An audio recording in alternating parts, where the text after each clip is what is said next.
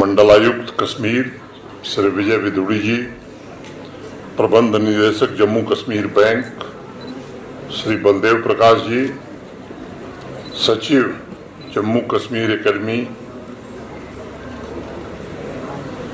जो arts, culture और कला, संस्कृति और भाषा संस्थान की सचिव श्रीमती हरविंदर कौर जी, प्रख्यात कवि कुमार मनोज जी, वादीज हिंदी शिक्षा समिति की राष्ट्रीय अध्यक्ष श्रीमती नसरीन अली निधि, क्षेत्रों, भाषाओं और संस्कृतियों के लोगों को एक मंच पर लाना, उनके बीच सांस्कृतिक आदान प्रदान को बढ़ावा देना और दूसरा उद्देश्य होगा कश्मीर घाटी में हिंदी भाषा और साहित्य पढ़ने वाले विद्यार्थियों को प्रोत्साहित करना तथा युवा पीढ़ी को हिंदी भाषा और साहित्य की ओर आकर्षित करना।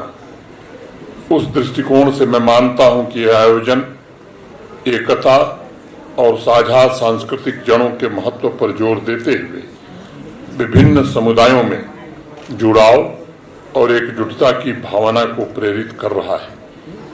आजादी के पश्चात 77 वर्षों में कश्मीर जैसे अनेक अहिंदी भाषी क्षेत्रों में मातृभाषा हिंदी न होते हुए भी अनेक रचनाकारों ने हिंदी की सेवा की है। उन्होंने नीति निर्माताओं के उन प्रयासों को सफल बनाने की कोशिश की है जिन्होंने मातृभाषा को सुदृढ़ बनाने के साथ साथ हिंदी को राष्ट्रभाषा और विभिन्न भाषाओं के बीच समन्वय के सूत्र में स्थापित किया।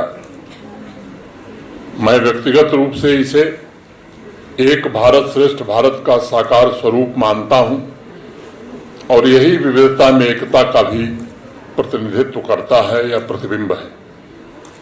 गुरुदेव रविन्द्रनाथ टैगोर को समर्पित इस सभागार में मैं उन्हीं की चंद पंक्तियां आपको सुनाना चाहूंगा।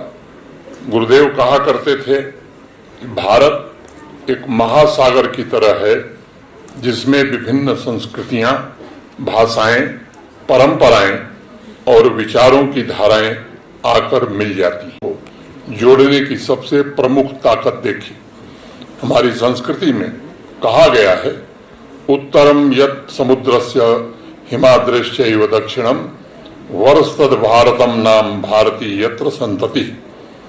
भारत वो जो हिमालय से हिंद महासागर तक की सभी विविधताओं और विशिष्टताओं को समेटे हुए है, उसी की संतान हर भारतीय है। मैं समझता हूं हिमालय से हिंद महासागर की जितनी भी भाषाएं हैं उसको जोड़ने की ताकत हिंदी में है। कश्मीर के संदर्भ में भी ये बात प्रासंगिक है। अगर पुरातन काल से भाषाओं पर आप दृष्टि ले जाएंगे तो कश्मीर में प्राचीन काल से संस्कृत प्रभावशाली रही थी।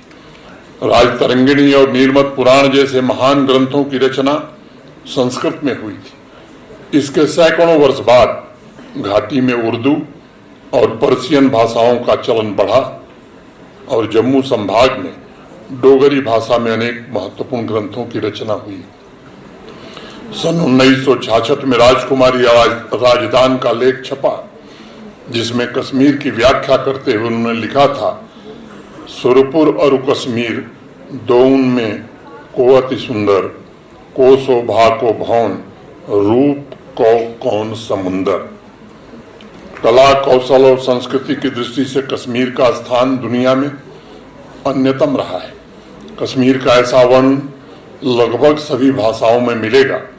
राष्ट्र की विविधता के साथ समन्वय के लिए अक्टूबर 1965 में कश्मीर हिंदी परिषद का गठन हुआ था और श्री गुलाम मोहम्मद मुख्तार को परिषद का संरक्षक बनाया गया था। कविताओं की प्रधान प्रेरणा रहस्य मूलक और ईश्वर अनुभूति है।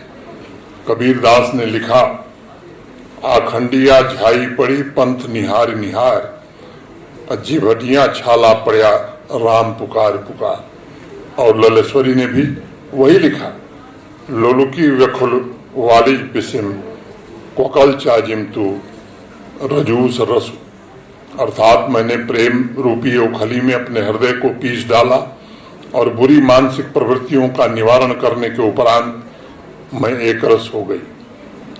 ऐसा एकत्व भाव और ऐसी समानता अद्भुत है। शमशेर बहादुर सिंह जी ने लिखा, वो अपनों की बातें, वो अपनों की खुशबू, हमारी ही हिंदी, हमारी ही उर्दू, एक कोयल बुलबुल के मीठे तराने, हमारे सिवा इनका रस कौन जाने। मित्रों, यूं तो आजादी के बाद से विभिन्न राज्यों की संस्कृतियों के आदान प्रदान ने भी कश्मीर में हिंदी के प्रचार प्रसार में योगदान दिया है, लेकिन पिछले कुछ वर्षों में मैं कह सकता हूं कि अकादमिक स्तर पर भी इस दिशा में कुछ प्रयास हुए हैं। हिंदी को 5 ऑफिशियल भाषाओं में शामिल किया गया है।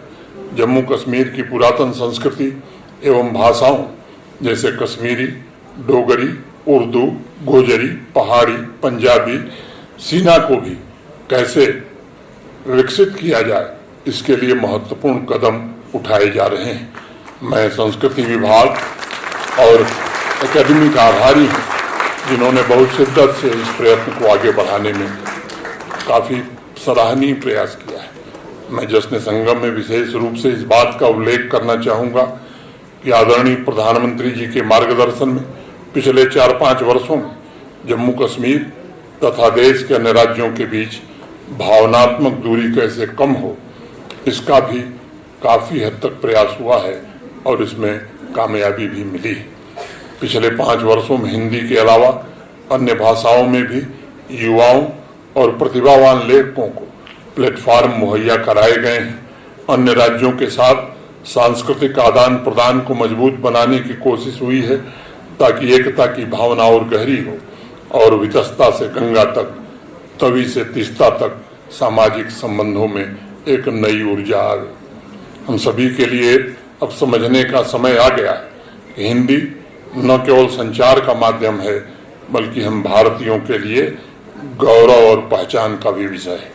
मुझे विश्वास है जश्न संगम का यह 3 दिवसीय कार्यक्रम हिंदी के प्रति जागरूकता, समझ और उसके महत्व के संदेश को जम्मू कश्मीर के सभी क्षेत्रों तक ले जाने के लिए एक मजबूत मंच साबित होगा।